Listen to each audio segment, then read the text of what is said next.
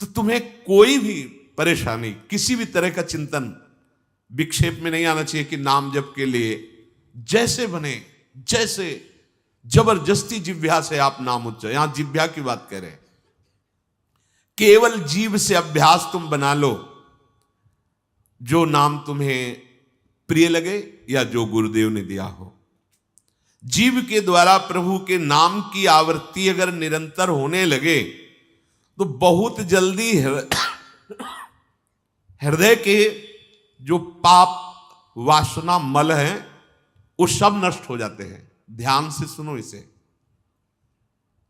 यदि हम बहुत काल तक, पातंजलि जी ने भी कहा, दीर्घ काल निरंतर सत्कार सेवितो दृढ़ भूमि, दीर्घ काल तक निरंतर आदर के साथ नाम जप करे, तो कह रहे जीव के द्वारा प्रभु के नाम की आवृत्ति निरंतर होने से पूर्व के जितने मल हैं, जितने संचित पाप हैं, जितने विक्षेप हैं, वो सब नष्ट हो जाते हैं। अभी तो शुरू ही नहीं किया है, अभी तो विक्षेप ही विक्षेप है, मल ही मल है, और आप कहते हो हमारे दुख दूर हो जाए। नाम जप करो, दुख दूर होने की बात क्या, दुख की निशानी नहीं रह जाएगी। जैसे अगाध समुद्र में मछली किलोल करती है, ऐसे हरि शरण में जो जीव होता है, भजन करता है, उसे अपार सुख मिलता है। सुखी मीन जिमि नीर अगाधा। अब तीसरी बात है, ये बहुत क्रम से जोर की, जैसे स्मृति तो उससे सब कुछ अनुभव होगा, पर उसकी प्राप्ति नाम जप से होगी। अब नाम जप में हमारी रुचि, नाम जप में हमारी भावना पुष्ट हो, उसके लिए कह रहे हैं तीसरी बात बहुत आवश्यक है, भगवान की कृपा पर पूर्ण विश्वास होना। ये तीसरी जो बात है, ये बहुत जोर की बात है।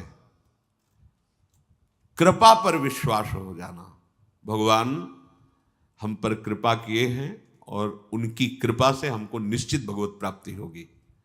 कई बार विश्वास की, कृपा की चर्चा हुई है। ये तीसरी बात बहुत आवश्यक है उपासक के हृदय में। भगवान के कृपा बल से अब मुझे निश्चित भगवत प्राप्ति होगी, इसमें कोई संदेह नहीं है। देखो, पहली बात, स्मृति से सब कुछ प्राप्त हो जाएगा, पर बड़ा कठिन है, क्योंकि स्मृति तो हमारी जगत के भोगों की चल रही, संसार की, देह की। तो बोले नाम जप जो है वो आपकी स्मृति को जागृत कर देगा। जितना आप अधिक नाम जप करेंगे, आपके पाप सब नष्ट हो जाएंगे। नाम जप में भी बराबर तो हिम्मत नहीं पड़ रही, आध घंटा थोड़ा समय। नाम जप कोई साधु महात्मा एकांतवास करके 24 घंटे प्रयासरत, उनकी बात हो सकती है। हमें तो जब मिला समय तब भले नाम, अभी इतना अभ्यास नहीं। तो बोले निरंतर नाम जप और स्मृति दोनों को जागृत करने की सामर्थ्य तीसरी बात में है। भगवान की हम पर बहुत कृपा है। भागवत में भी एक जगह कहा है कि जो भगवान की कृपा का अनुभव करते हुए प्रारब्ध के अनुसार दुख सुख आता है, उसे भोग लेता है, शिकायत नहीं करता, उसमें विचलित नहीं होता है, और हर समय भगवान की कृपा का, हमारे ऊपर बहुत कृपा है, तत्यनुकंपा, ये श्लोक ऐसा है। उसे भगवत प्राप्ति ऐसे हो जाती है जैसे पिता की संपत्ति पर पुत्र का अधिकार स्वयं हो जाता है। ऐसे हर समय भगवान की कृपा का अनुभव करना बड़ी कृपा है हमारे ऊपर। जो दुख सुख आवे उसे सह लेता है, भगवत चिंतन, वो निश्चित भगवत प्राप्त हो जाता है। तीसरी बात है हृदय में बैठालनी कि भगवान की कृपा बल पर भगवत प्राप्ति बिल्कुल निश्चित हो गई मेरी। ये मानने में क्या जाता है तुम्हें?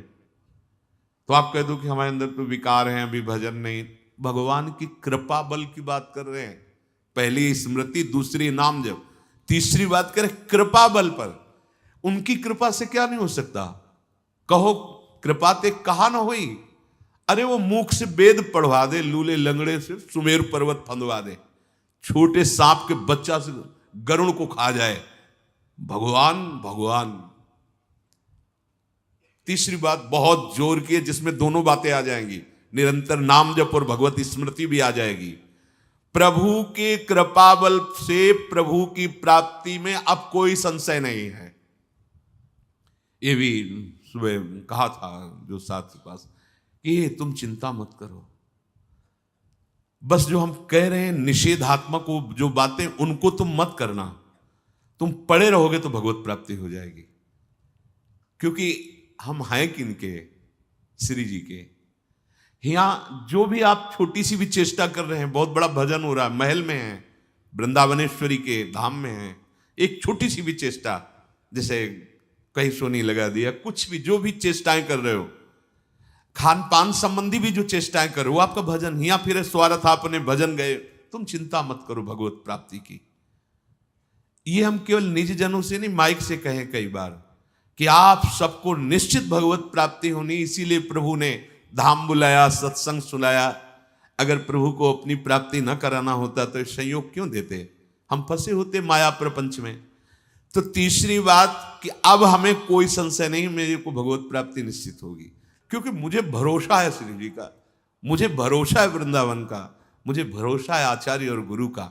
अब ये बातें हमें डर पाओ मत। हाँ, हमारी कमजोरी है, हम अभ्यास कर रहे हैं भजन का, पर अब मुझे ये भय नर्क स्वर्ग अपवर्ग आसने ये आ गया भरोसे से, ये कृपा का भरोसा हुआ तो बात आ गई। मानो भगवान की प्राप्ति बस मेरे को हो ही गई, ऐसे रोज सोचना है। हे महापुरुषों के वचन है।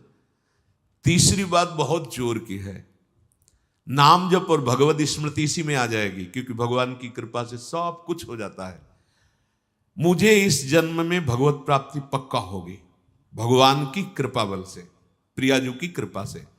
अब मुझे ऐसी भावना करनी कि बहुत जल्दी भगवत प्राप्ति मेरे में अब अनुभव हो रहा है कि प्रियालाल की कृपा बढ़ रही, विकार क्षीण हो रहे हैं, भाव बढ़ता जा रहा है, मुझे बहुत जल्दी भगवत प्राप्त। ये सोचना है, सोचना है। जब हम गंगा किनारे भ्रमण कर रहे थे तो एक लाल जी योगी नाम के महात्मा थे, तो रात्रि में, प्राय संत जन रात्रि में जगते हैं, तो उनसे मिलने गए, तो रेत में ऐसे कपड़े का वो तंबू उसी में थे। उन्होंने कहा देखो, तुम्हें जो बनना है वो सोचो, जो सोचोगे वही बन जाओगे। तो छोटी सी डायरी रखते थे, एक पेन लिखा, उसी समय आज भी वो लिखी रखी, जो तुम्हें बनना है वो सोचो, वैसा सोचो, जैसा सोचोगे वैसा तुम बन जाओगे। सोचो, भगवान की हम पर बहुत कृपा है, हमारे अंदर दैवी संपदा बढ़ रही है, विकार धीरे धीरे क्षीण हो रहे हैं, मतलब मुझे प्रभु मिलने वाले हैं, मुझे प्रभु मिलने वाले। आप देखो इसका प्रभाव देखो, प्रभु की कृपा से अवश्य अवश्य अवश्य मुझे भगवत प्राप्ति होगी। बस अब तो भगवत प्राप्ति होगी ही, क्योंकि प्रभु की कृपा है।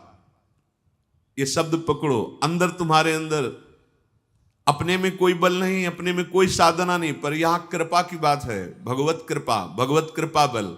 अपनी असमर्थता, बहुत अमृत में वचन है, अपनी असमर्थता, अपनी अयोग्यता, अपना अनाधिकारपन, ये है क्या?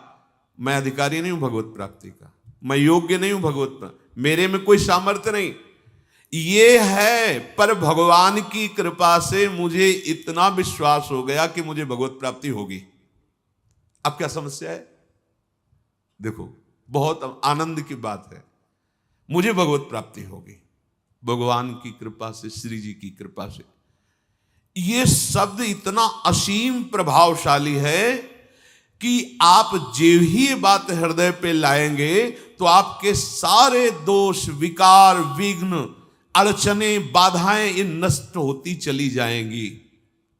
ये देखो महापुरुषों के अनुभव होते हैं। मत चित्ता सर्व दुर्गाणि मत प्रसादात तरिष्यति, भगवान कह रहे, मत चित्ता सर्व दुर्गाणि मत प्रसादात तरिष्यति।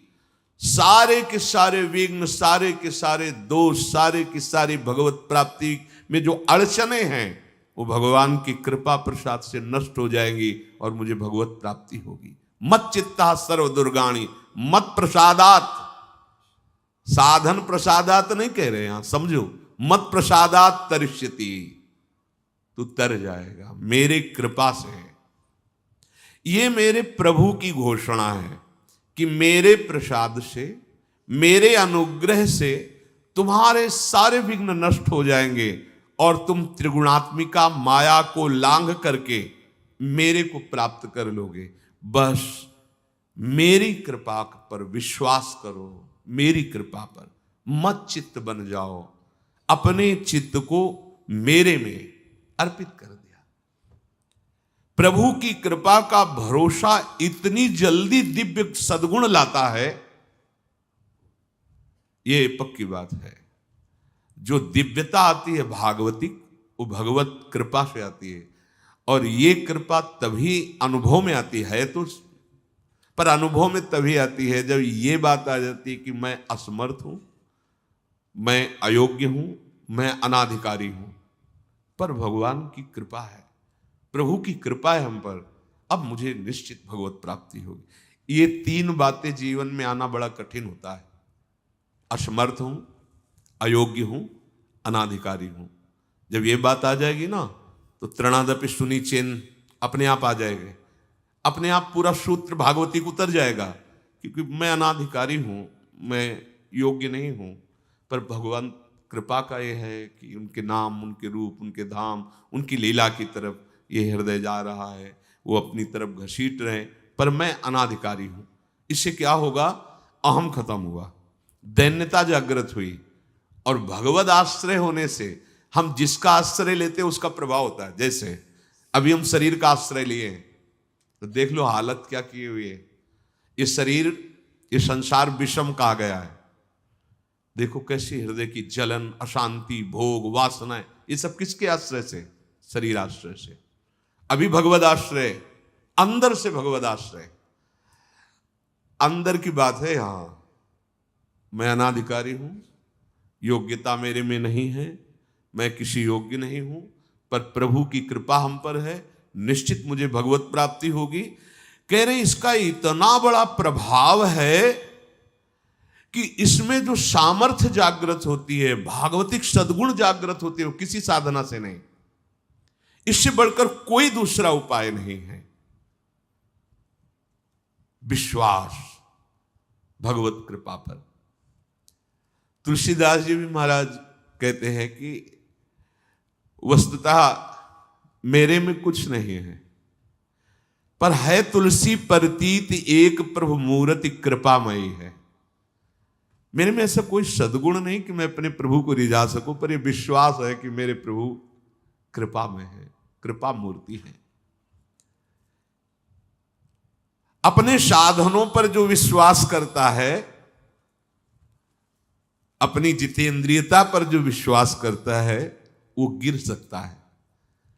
लेकिन जिसको अपनी अयोग्यता का भान हो गया है और प्रभु का भरोसा हो गया है, उसे कोई नहीं गिरा पाएगा, पक्का। बच्चा बन जाओगे, अयोग्य हूं, पर आपका भरोसा, तो कोई प्रश्न नहीं आएगा जीवन में। अगर प्रश्न आता है तो आप वाणी से बच्चा कहते हो, लेकिन अंदर अहंकार है, वो अंतर्यामी सदगुरु जानता है। मोमन कबहु तुम्हें ही ना लागो, ज्यों छल छाण स्वभाव निरंतर रहत विषय अनुराग। अगर हम अपने साधन की बात करें तो वह अच्छा साधन तो विषय का कर रहा है मन। देखो हम कभी पद्मासन लगा के किसी विषय का ध्यान नहीं करते, बहुत सुंदर बात। मोमन कबहु तुम्हें ना लागो, ज्यों छल छाणी स्वभाव निरंतर रहत विषय अनुराग। भक्ति में तो छल कर रहा है, लेकिन विषय चिंतन में छल नहीं कर रहा है, ईमानदारी से सच्चाई से विषय चिंतन कर रहा है।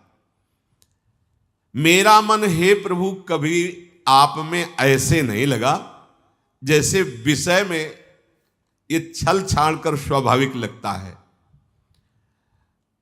विषय में कभी किसी को मन लगाना नहीं पड़ता है। देखो, विषय में कभी किसी को मन लगाना नहीं पड़ता, स्वाभाविक लगा रहता है, निरंतर लगा रहता है। और अटल लगा रहता है। देखो, अटल का मतलब बस वो यही शब्द स्पर्श रूप रसगंध इन्हीं में घूमेगा। कभी वो हट करके ऐसे प्रभु में लगा जैसा विषयों में लगा है। ज्यों छल छाण स्वभाव निरंतर रहत विषय अनुराग्यो। मेरे मन की दशा, मेरे इंद्रियों की दशा आपके अनुकूल नहीं है प्रभु, ये विषय के अनुकूल है। पर प्रभु मेरे मन में एक विश्वास हो गया है कि आपकी मूर्ति कृपामयी है और जीव ने नाम की ओट लई है तुलसी परतीत एक प्रभु मूर्ति कृपामयी है और नाम की ओट जीव ने ले ली है। बस अब सब कुछ हो जाएगा। चौथी बात, प्रत्येक प्राणी में, संसार की प्रत्येक वस्तुओं में मेरे प्रभु समाये हुए हैं। यहां सिद्धावस्था आती है। ये तीन बातें बहुत जोर की। पहली है भगवत स्मृति, इसी में सब कुछ हो जाता है, पर बड़ा कठिन है। इसलिए नाम जप जिह्वा के द्वारा, उसमें भी बहुत, कहां रोज नाम महिमा सुनते हैं, इतनी प्रीति कहां हो रही। तो बोले तीसरी बात पकड़ लो कि हम पर प्रभु की बहुत कृपा है और भगवत कृपा से मुझे इसी जन्म में मुझे भगवत प्राप्ति होगी। चौथी बात, ये बहुत ही आवश्यक है, क्योंकि अगर ये नहीं तो भजन करना कठिन, बचाना कठिन, पचाना कठिन। इससे भजन तुम्हारा पच जाएगा, तुम सिद्ध हो जाओगे। जैसे चावल सिद्ध हो जाता है तो कहीं भी दबाओ उसमें कड़ापन नहीं रहता, ऐसे जो सिद्ध हो जाता है तो उसके हृदय में कठोरता नहीं रहती। प्रेम से द्रवित हृदय होता है। कठोर हृदय में ही काम क्रोध लोभ मोह मद मत्सर रहते हैं, शुष्क हृदय में, द्रवित हृदय में नहीं रहते। प्रत्येक प्राणी, संसार के प्रत्येक वस्तु में मेरे भगवान विराजमान है। कोई ऐसी जगह नहीं जहां भगवान ना हो। ये बैठालना है, हमें दिखाई दे रहा है, माइक है, दिखाई दे रहा है ये, लेकिन जब सृष्टि नहीं थी तो ये माइक नहीं था। जब सृष्टि नहीं रहेगी तो माइक नहीं रहेगा। बीच में माइक जो दिखा रहा है कौन? जो सृष्टि के पहले था, जो सृष्टि के बाद में था, वही बीच में भी मत्ता पर तरम नान्यत किंचिदस्ति, किंचन मात्र कुछ और नहीं, मेरे प्रभु बने हुए हैं। प्रहलाद जी की सिद्धावस्था यही तो हुई थी गुरुदेव नारद की कृपा से, कि सर्वत्र भगवान है। तो खंबे से भी नरसिंह भगवान, नामदेव जी कुत्ते से भगवान को प्रकट कर लिया, श्वान में भी भगवान, भूत में भी भगवान। ये चौथी सिद्धावस्था है। उपासक को ये विचार हर समय रखना है कि हमारे सामने जो वस्तु है इस रूप में भगवान ही है, कुछ भी ऐसा नहीं, सब कुछ स्वयं भगवान बने हुए हैं। सच्ची बात है, वही बने हुए हैं। ये छुपा छुपी का खेल खेल रहे हैं, बस आपको पहचानना है। मैं फिर दोहरा के बात कहता हूं, आप इस बात को पकड़ लीजिए। आपके सामने कोई भी कार्य की वस्तु आए या व्यक्ति आए या दृश्य आए, आपको सबसे पहले उसमें भावना करनी है, मेरे प्रभु विराजमान। जैसे हरिवंश महाप्रभु क्रूर है, पापी है, दुष्ट है, संभाषण योग्य भी नहीं, पर उसके हृदय में राधा वल्लभ लाल हैं, भावना को, ये बहुत जल्दी काम बन जाने वाली बात है। मानो आप गृहस्थ में, आपका लड़का सामने आया, आपकी पत्नी सामने आए, आपके कोई मित्र सामने आए, आपको पहले याद करना है इनके हृदय में राधा वल्लभ लाल विराजमान। वस्तुता वही है पूरे, पर हमें पहली भावना करनी है। ये वृक्ष सामने, वृक्ष तो है, पर इस वृक्ष के अंदर प्रभु हैं। अगर प्रभु ना होते तो इसकी सत्ता ही नहीं है, प्रभु विराजमान है। अब मेरे इष्ट देव इसके हृदय में विराजमान है, पर मुझे जो स्वांग करने को मिला है, पिता का, पुत्र का, जो भी, बिल्कुल स्वांग वैसे ही करना है। अगर मालिक का स्वांग करना है तो हम नौकर से बर्ताव वैसे ही करेंगे, जैसे पुत्र से बर्ताव, पत्नी से बर्ताव, पर अंदर भाव देखना है, मेरे प्रभु इसके हृदय में विराजमान है, मुझे ये सेवा दी है। आपका यदि स्वांग सही निकला देखो, स्वांग से निकलने का मतलब आप में ये कभी भाव नहीं आना चाहिए कि मैं पिता हूं। पिता का स्वांग कर रहा हूं, सामने आराध्य देव पुत्र के रूप में है, तो डांटना भी वो पूजा हो जाएगी भगवान की। महाप्रभु चैतन्य देव जी के पिताश्री को स्वप्न में एक दिन एक दिव्य महापुरुष प्रकट होकर बोले कि तुम निमाई को डांट रहे थे, पता है वो कौन है? डांटना ठीक नहीं। तो उन्होंने कहा, देखो प्रभु आप कौन है तो मुझे पता नहीं, पर हमारे पुत्र रूप में वो आए हैं, तो अभी तो डांटा है, अगर आवश्यकता पड़ी तो चपत भी लगाएंगे, क्योंकि ये सौभाग्य देने के लिए प्रभु आएंगे। तो हमें जो स्वांग मिला है वो तो कर रहे हैं, पर सामने देखना है कि गुरु का स्वांग दिया है, पर स्वयं जगत गुरु सामने शिष्य रूप में बैठे हैं। पुत्र, पत्नी, परिवार, व्यवहार, मेरे प्रभु इन रूपों में विराजमान है। तो सच्ची मानिए, ये चार बातें यदि आप अपने जीवन में ले आए तो भगवत प्राप्ति तो एक ही बात में हो जाएगी, किसी एक बात में। चारों में इतनी सामर्थ्य है, किसी एक में यदि आपकी स्मृति निरंतर तो भगवत प्राप्ति, नाम निरंतर जब तो भगवत प्राप्ति, और दृढ़ विश्वास किसी जन्म में मेरे को भगवत प्राप्ति हो जाएगी भगवत कृपा से, तो भगवत प्राप्ति, और सब में भगवान की भावना तो भगवत प्राप्ति। और जिसमें चारों ये पूर्ण हो गए तो सिद्ध महापुरुष हो जाता है। जीवन की परम सार्थकता इसी जन्म में भगवत प्राप्ति हो